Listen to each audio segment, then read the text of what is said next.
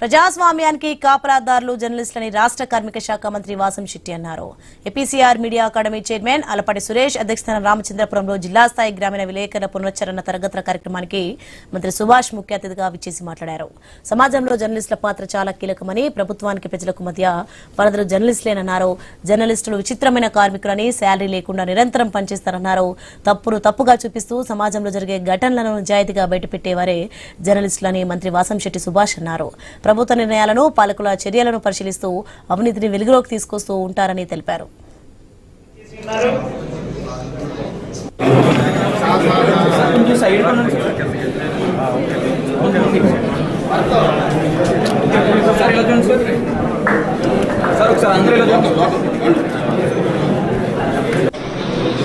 నిర్వహణ బాధ్యతలు ఏ విధంగా ఉన్నాయి ఇక్కడికి పిలుచుకోవడం జరిగింది.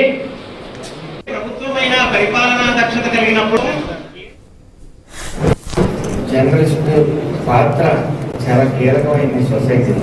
ఇటు ప్రభుత్వానికి, ఇటు ప్రజలకి మంచి వారధి లాంటి వాళ్ళు జర్నలిస్టులు. అయితే మా కార్మికుల్లో అనేక రకాల కార్మికులు, అన్ఆర్గనైజ్డ్ వర్కర్స్ ఉంటారు, ఆర్గనైజ్డ్ వర్కర్స్ ఉంటారు. కానీ విచిత్రమైన కార్మికులు ఏమంటే జర్నలిస్టులు అని చెప్పవచ్చు. ఎందుకంటే శాలరీలు అందుకోకుండా నిరంతరం పనిచేసేవాడు. చాలా చోట్ల శాలరీస్ ఉండవు. నిరంతరం మార్నింగ్ లేచి సాయంత్రం వరకు కూడా మీకు ఎక్కడ సమస్య ఉంటే అక్కడికి వెళ్ళవలసిన పరిస్థితి. ఆ సమస్యని ప్రజలకి ఇలాంటి సమస్య వల్ల చోట ఉందని చెప్పి చెప్పవలసిన బాధ్యత మీ మీద ఉంది.